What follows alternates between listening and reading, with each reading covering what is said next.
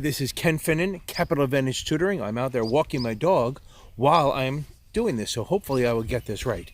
I'm going to try to help you with the SIE with this, so for all your SIE exam prep, come reach out to me. Now that I've done my sales pitch, I am going to start on the SIE book, Chapter 3, Part 3. I think it's 3, hopefully it is. It's preferred stock.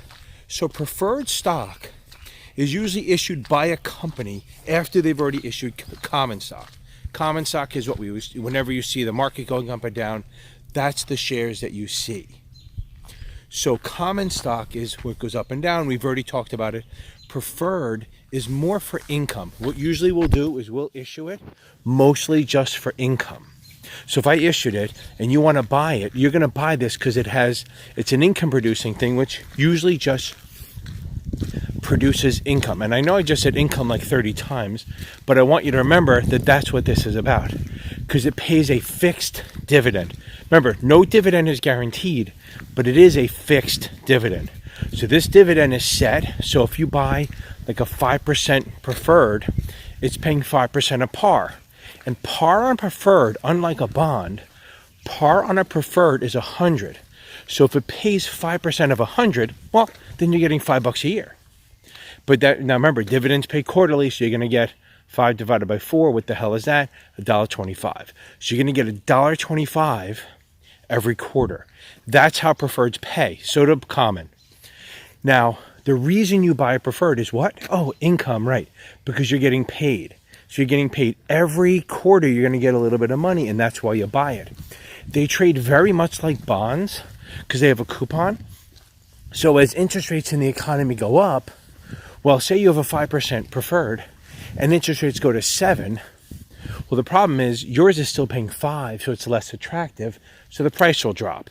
But the other way around is if you have a 5% preferred and pulling my dog and the interest rates drop, well, yours is still paying 5 and you look really good. So your price will go up because it's more attractive. Okay, so now, here's the thing though. So the reason it's called preferred is for 2 reasons. One, because it can't pay. You can't pay the common unless the preferred is paid up. So if you want to pay the common anything, then you have to, and I realize I was saying common very weird, I still am. If you want to pay the common, then you have to pay the preferred, has to be fully paid in that year. So that's fine. So you pay it in that year and we're good to go. But if you miss out, and say you miss a payment or 2, you have to make that up before you pay them. But what sucks is that if I don't pay you for a whole year, like say this is 2020 and we have the COVID-19 and I don't make any money, so I don't pay the preferred anything all through 2020, come 2021, I have a clean slate. I just pay that year's preferred and then pay the common. I don't have to make up 2020. So they created one called Cumulative Preferred. Cumulative Preferred means that even though you didn't pay anything for 2020 and now you're into 2021, you have to make that up. You have to come back and pay all of last year's and this year's. So again, if I have a 5% preferred, I paid nothing in 2020, we're now in 2021, I have to pay $5 for last year and this 5 for this year before I can pay the common. So that's the way that goes with this, okay? So that's a cumulative preferred. Now, since that's an advantage, that's better for the preferred because there's a more guarantee of getting paid, well, then the coupon's going to be reduced because it's all risk reward. So if we have a regular preferred, say it pays 5%, if I offer a cumulative, maybe I only do it at like 4.5 or 4. So then I have participating. That's cumulative is one. Participating is another one where, now remember, there's no voting rights or anything, and the only reason you get money is if it's based on the formula, the coupon that they give you. So if we have a really good year, they pay you 5. If we have a great year, they pay you 5. If they have a bad year, they pay you 5. That doesn't change. So the problem is if one of these companies like creates a cure for Corona, very Corona-based lessons, if they come up with a cure for that and they make billions of dollars, well, you're still only getting 5, so you kind of miss out on that, where the common stock's rising in price and they increase the dividend. So they created what they call a participating preferred. Participating preferred means that you get to participate in that. That's why they call it that. So if you have a really good year, you get your 5, then they pay the common, and then they come back and give you some more. So that's the way that works. So you get paid the preferred, yours, they pay the common, and if they have left over, they come back and give you a little bit more. That's why you're participating in the upward trajectory of the company if they have better earnings. And again, since it's better for the preferred, the coupon's going to be lower because I'm giving you a better risk. They may ask you regular preferred versus a participating cumulative, but they will not make you compare between cumulative and participating, like which one's better. They just won't do that. That's not their thing. Okay, moving on. Now we have, since it's a fixed income, usually preferreds will be issued with a call feature, which means they're callable, okay? So callable means that they can buy it back from you at a price, usually, par plus a little bit, like 103, 104. And there's a lot of rules on it. There's restrictions like when they can and they can't. But preferreds are usually issued as a callable, which means they can take it back. And usually they would do that if interest rates drop. So they go, wait, why am I still paying 5 when everyone else is paying 3? They just buy the preferred back from you and then issue one at a lower rate to different people so they save money. Kind of like if you refinanced your house. Rates go down, you get a new mortgage at a lower rate and you save money. Same setup. Now, then they also have non-callable. Non-callable is what it sounds like. They can't call it from you. The only way they can get it from you is if they do like a tender offer or buy it in the market from you. So tender offer, I don't know if we covered it yet. If not, it'll be later in the book. So if it's non-callable, other than them running out of money, you're going to get paid and they can't take it from you. Again, a callable, they take it from you. You don't have a choice. Non-callable means they can't take it from you. Okay. So there's another one called convertible. I think I'm doing it in the right order. I'm trying to do by memory. So convertible is kind of interesting that it converts into common stock anytime you want it to. When it's up to you, the investor. So when the investor wants to turn it into common, boom, they turn it into common, which is pretty cool. Since it turns into common, the value of the preferred, the convertible, is based on and moves up and down based on the value of the common stock. So everything's always about common, right? So convertible turns into common stock when you want, and usually they'll issue so remember, par is 100. So if they issue you and they say, oh, you bought, 5% convertible, and it converts at $20 a share. That's the convertible price. To find out how many shares you will get if you convert, which is called the ratio, you will do par divided by the convertible price. So in this case, you would do par 100 divided by 20, which equals 5. That means every time you convert one of these preferreds, you will give up the preferred and then get 5 shares of common.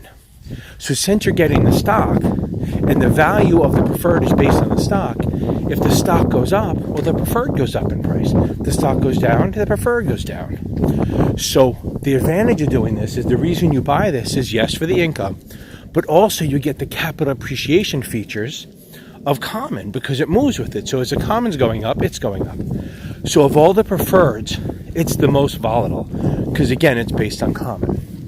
Okay, the most math they'll make you do probably is what I just did, where to get the ratio, you have to do par, which is 100, divided by the convertible price, and there you are. Okay. Now, the difference between common and preferred a little bit. So common has all these rights. You have the right to receive dividends, which preferred has also. You have the right to vote. You have the preemptive right. You have all these other rights that preferred doesn't. Preferred pretty much has one right, to get a dividend. And another big thing is, see, it's getting darker. Another big thing is that they don't get to vote. So the preferred, you may issue money, as a company, you may issue preferreds to get, to give up, to get money and get up equity, but you're not giving up votes, so it's not that big a deal. Okay? So that's why preferreds are pretty good, but the problem is now, when they issue a preferred, they sort of have a liability. They have obligations to pay. So that's where it's a little bit harder. Where common stock, if they pay you, they pay you. If they don't, they don't. In a preferred, they pretty much have to pay you, because if they don't, no one's going to buy it anymore. So that's the preferreds. Now, there's 2 more things on there, and we'll talk about them. So now the other part is, let's cross over here. Don't bug anyone. So the other thing is we have warrants and rights. So we have warrants and rights. So warrants are long-term rights to buy. So basically, if I'm going to issue a preferred or a bond or something like that, what I do is if I want to get it cheaper, okay, how are you? Hi, good. If you want to buy a bond, if I'm going to issue a preferred or something, what I will do is I may go, look, maybe I have a low credit rating and I have to pay a high coupon, but I don't want to do that. So what I'll do is I'll add a warrant onto it and say, listen, anyone who buys my preferred, I'll also give them the right to buy 1, 2, 3, 5, 10 more shares of my common. So that makes the preferred more attractive. So if I gave you said, oh, buy my preferred and it's 4%, you'd be like, nah, Ken, screw you, I don't know who you are. But if I said, oh, if you buy my 4% preferred, I'll also give you the right to buy 3 shares or 4 shares of common as a warrant for the next 20 years at a price. I'll let you buy them at a price. You might do it, okay? So warrants are long-term derivatives that give you the right to buy stock. Very much like a call, but it's long-term. They could be perpetual, 5, 10, 15 years, 7 years, but it gives the owner of it the right. And they're attached to the preferred when you buy them, but after that, they trade separately, so you can get that, wait for the stock to rise, sell the warrant, and keep the preferred, and then you're all good. Okay, so now the next one is a right, which I think we talked about rights a little bit. So rights are the right to buy stock. So what they do is when you have a common stock and they issue more shares. I think I did this with preemptive rights, but it's the same thing. So a right is the right to buy more shares, very short term, and it lets you, if you're a current shareholder already and my company issues more shares, it lets you buy more shares at a discount to keep your percentage ownership. We'll go more into that another time, but that's what rights are. They're short term and they're issued at a discount, where warrants are long term and they're issued sort of at a premium, just so that you don't use them right away. That's all. My hands are freezing, so I'm switching hands. Okay. It's the day before April 1st. Now, the last thing they're going to talk about is certain things like financial conditions. So, okay. So, broker-dealers, and I don't know why it's in this chapter, but what the heck, it's in there.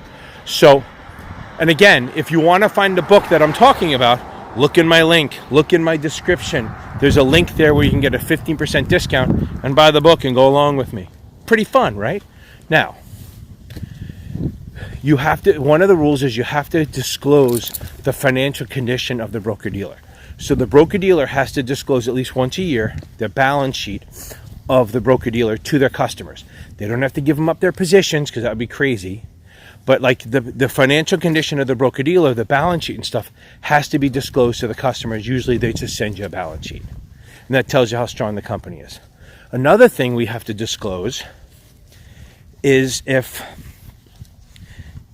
my God, my senior moment is going crazy. So if we have a control relationship, so a control relationship is if the broker-dealer or somebody has some sort of management position or owns a certain percentage of a company or an issuer. So before I sell that to you, I have to let you know.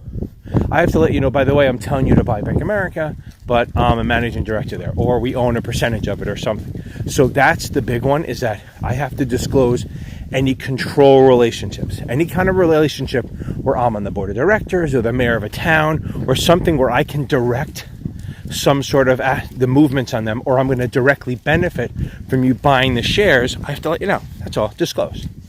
Now, the last thing is what you're hearing a lot if you're watching this with the $2 trillion stimulus plan, is that stock buybacks. Okay, so they're talking about that a lot. So the stock buybacks are when the company sees the shares are cheaper and they get to buy them back. They use their own money to buy their own shares back, which creates treasury stock, which I think we may have talked about. So stock buybacks, or they call 10b-18, is when a company buys back their own shares. Why would they do that? One, they lift up the company, they prop it up a little bit, they kind of get more control of the company and stuff like that. And this way there's less voters, okay?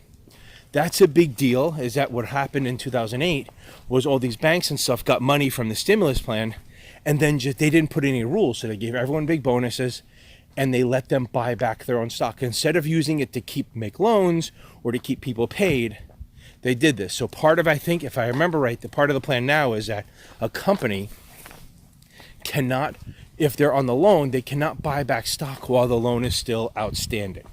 Once that's paid back to the government, then they can buy back stock, which I think is fair. I think they should just ban them from doing it in general, because if you're not strong enough to keep your company strong, then maybe you should just not do buybacks if you're taking money from the government. Granted, that's only my own personal opinion, and it's probably idiotic and stupid, but it is what it is. Okay, so again, that's the preferred section. That's should be chapter 3, part 3 of the preferreds and some derivative stuff. Thank you for lasting this long. Hopefully you did, a whole 15 minutes. Feel free to watch the other videos. I'm trying to work my way through the whole book. I don't know how long it'll get there. Yes, you're probably clicking off by now because I'm just giving crap. But remember, I'm doing a live every Tuesday and Thursday during the COVID crisis, just to give people who are having a tough time affording a class or have the class canceled, just join in and ask questions. I do it 8:30 on Tuesdays, and I think 8 o'clock or 8:30 on Thursdays. It's free. Join, have fun. I curse, I try to do stuff, I try to make everyone laugh and learn. Okay. Again, this is for SIE exam prep. This is helping you get through the book. It's a little primer. Thank you. Have a good night. And it really got dark while we were talking.